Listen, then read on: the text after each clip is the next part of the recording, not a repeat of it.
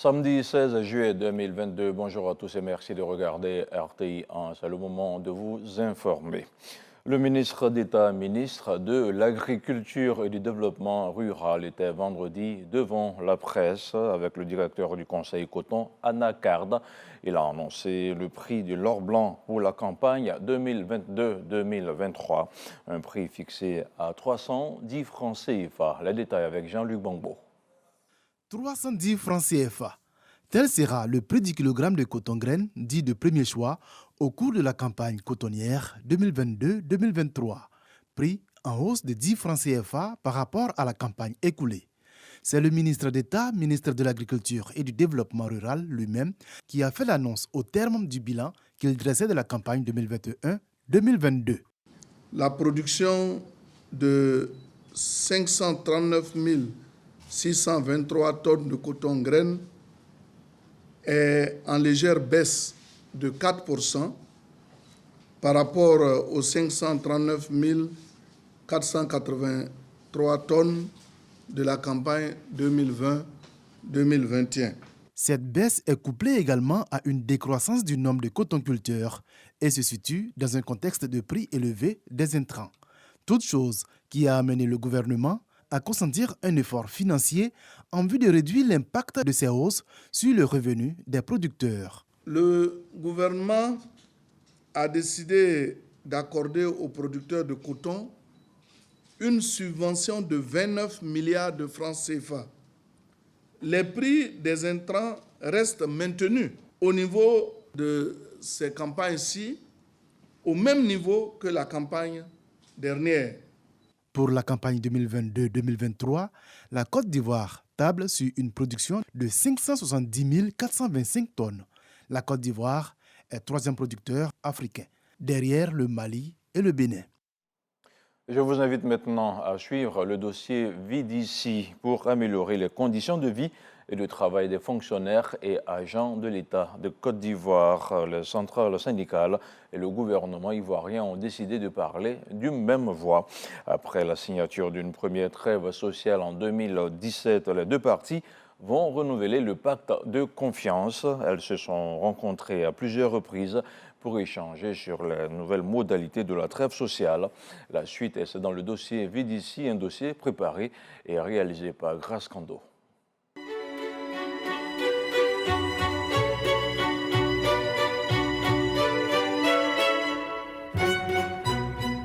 « 17 août 2017, gouvernement et organisations syndicales de fonctionnaires et agents de l'État signent 2 protocoles d'accord. Leur mise en œuvre coûte plus de 327 milliards de francs CFA.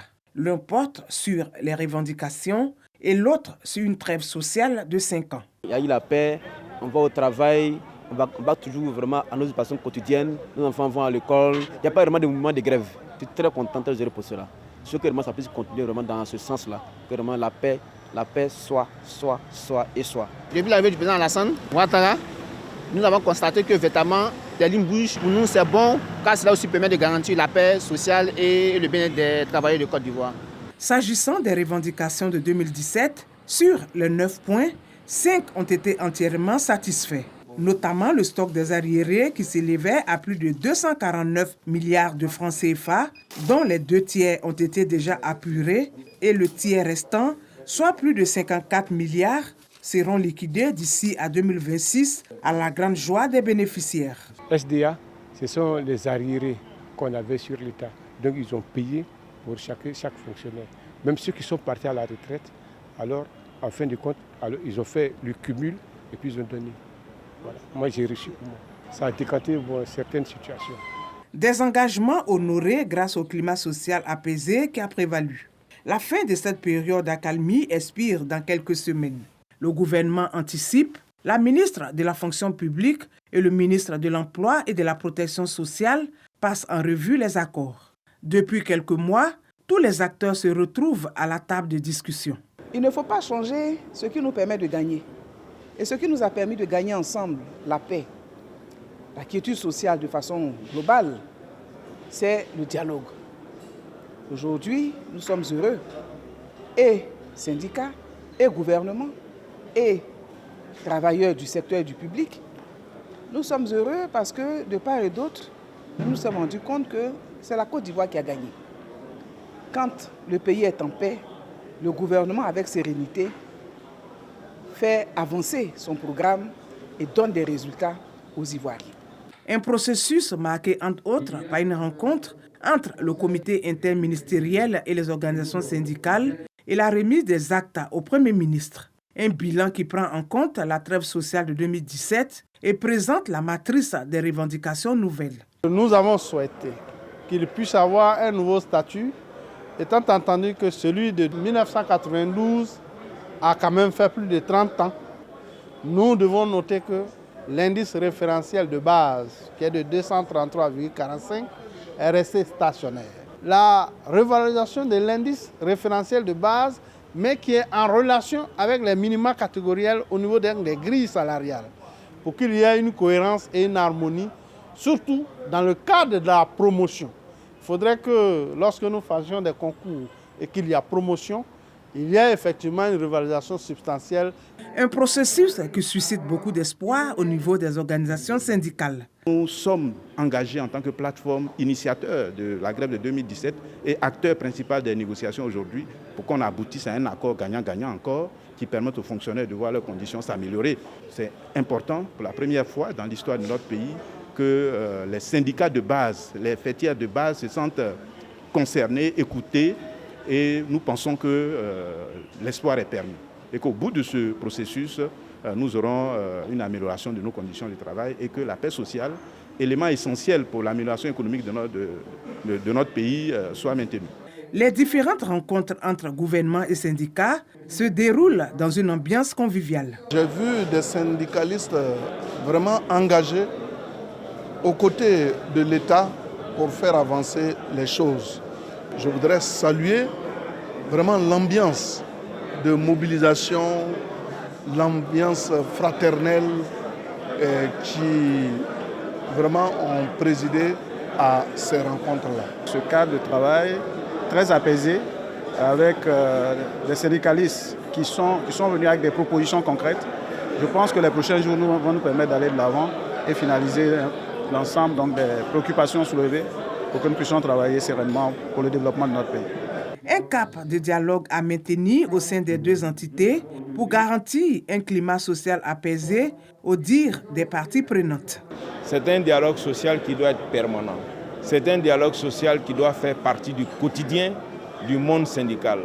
Des responsables ministériels que nous sommes, au sein de nos ministères, nous devons dorénavant vivre avec le dialogue social. Les acquis de la trêve sociale 2017-2022, gouvernement et syndicats s'engagent à les préserver à travers un esprit de dialogue social qui permet à toutes les parties de se pencher sur les différents points en vue de la signature de la nouvelle trêve. Dans les meilleurs délais, les Ivoiriens seront heureux de savoir qu'ils ont des syndicats responsables, qu'ils ont un gouvernement responsable, capable de s'asseoir autour d'une table et de s'accorder à nouveau sur les 5 années à venir. C'est cela que nous devons espérer. Le 17 août 2022 marque officiellement la fin de la trêve sociale de 2017. Le pacte de confiance devrait être renouvelé dans les prochaines semaines pour garantir la paix sociale. Et voilà, c'était pour vous le dossier sur la trêve sociale, un dossier réalisé par Grace Kando que vous pourrez bien entendu retrouver sur nos différentes plateformes de la RTI. On se rend maintenant dans le département de Toumoudi pour parler du Vivrier, une coopérative qui compte au moins 500 membres. La majorité des femmes vient de marquer sa sortie officielle après 5 années d'activité. Une cérémonie placée sous le patronage du ministre de l'Équipement et de l'Entretien routier, Amédée Kofi Kwaku, en a profité pour renouveler l'engagement du chef de l'État et de son gouvernement dans la lutte contre la cherté de la vie. On retrouve notre correspondant permanent, Léon Brou.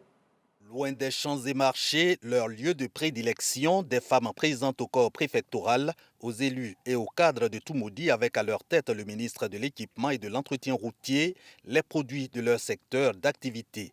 Bienvenue à la sortie officielle de Miemo, où Dieu merci en langue locale baoulé, cette association coopérative fondée 5 ans plus tôt pour l'autonomisation des femmes par la production et la commercialisation du vivrier. Elle se donne pour mission de Favoriser la culture à grande échelle. Faire écouler les produits vivriers afin d'atteindre un marché plus large.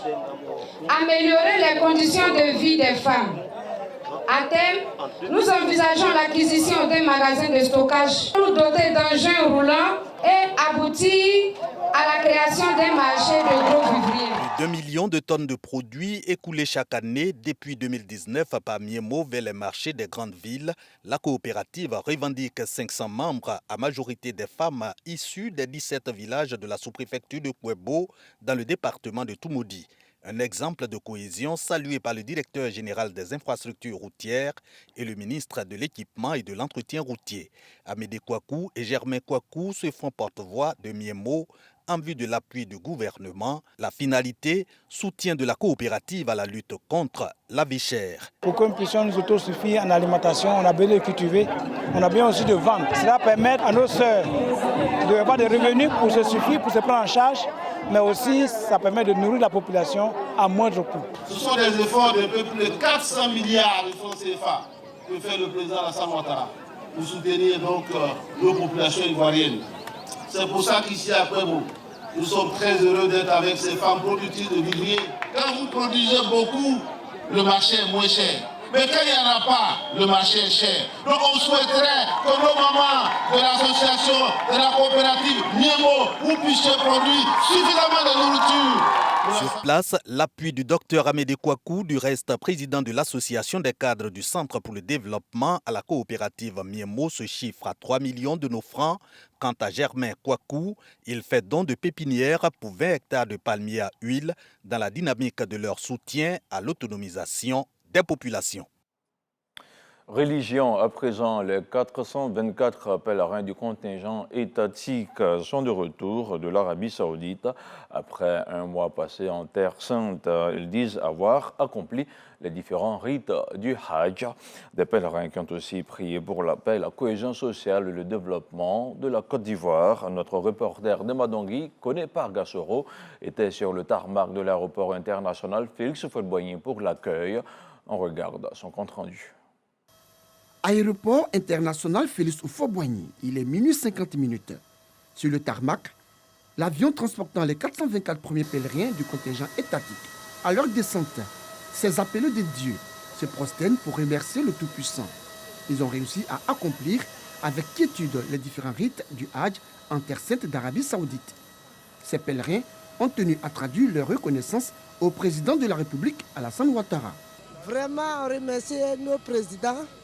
Docteur Ado, vraiment on a été bien logés, ça s'est bien passé. Arafa, Mouchtalifa, Mina, Maka, Matina, tout est bien passé. Nous remercions le président pour tout ce qu'il a fait pour nous.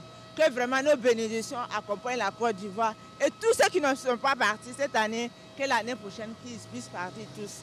On rend grâce à Dieu parce qu'il nous a permis d'aller et on est revenu en pleine forme. Ils ont été accueillis à leur descente d'avion par le ministre de l'Intérieur et de la Sécurité, ainsi que par le président du COSIM, Conseil supérieur des imams des mosquées des affaires islamiques. Cheikh Aïma Ousmane Diakité, après avoir exprimé sa gratitude au chef de l'État, a tenu à apporter son soutien à l'ensemble des pèlerins qui n'ont pu effectuer le Hajj cette année. Nous voulons dire à tous ceux qui ont été éprouvés, qui n'ont pas pu partir, et nous reparlerons de tout ça bientôt. Je pense que Dieu nous aidera à régler ce problème. En tout cas, notre joie est immense cette nuit et nous prions Allah, subhanahu wa ta'ala, pour qu'il donne longue vie, bonne santé à M. le Président de la République et à tous ses collaborateurs. Les propos du guide suprême de la communauté musulmane de Côte d'Ivoire, soutenu par le ministre de l'Intérieur et de la Sécurité. Saisissant l'opportunité, Vagondo Diomandé a, au nom du président de la République, félicité les pèlerins pour leurs prières et leurs bénédictions adressées à Dieu pour la paix et la stabilité en Côte d'Ivoire. Nous n'avons noté aucun incident. Tous les pèlerins, Inch'Allah, rentreront sains et saufs comme ils sont partis. C'est le lieu de saluer et de remercier son Excellence, Monsieur le Président de la République, qui n'a ménagé aucun effort, qui n'a fait l'économie d'aucun moyen pour que le pèlerinage de cette année, la première édition après le Covid-19, puisse être une réussite. Après ce premier vol, 8 autres vols du contingent étatique sont prévus les jours à venir, selon les responsables du commissariat. Dans l'actualité internationale, en Colombie, mort du principal chef de la dissidence de l'ex-guérilla du FARC, Nestor Vera, alias Ivan Mordisco, a été tué avec 9 autres rebelles lors d'une attaque de l'armée colombienne dans le sud-ouest du pays. L'annonce a été faite hier vendredi par le ministre de la Défense, Diego Molano. Et puis l'armée israélienne a mené tôt ce samedi des frappes sur des positions du mouvement palestinien Hamas dans la bande de Gaza. Des frappes en riposte au tir de 4 roquettes depuis ce territoire, a-t-elle indiqué dans un communiqué. Et pendant la nuit, des sirènes d'alarme ont retenti dans la ville d'Ashkelon et dans d'autres localités du sud d'Israël, limitrophes de la bande de Gaza, pour alerter des tirs de roquettes. Voilà, merci de nous avoir suivis. Ce point d'information s'achève ici. On se retrouve demain à 6h30.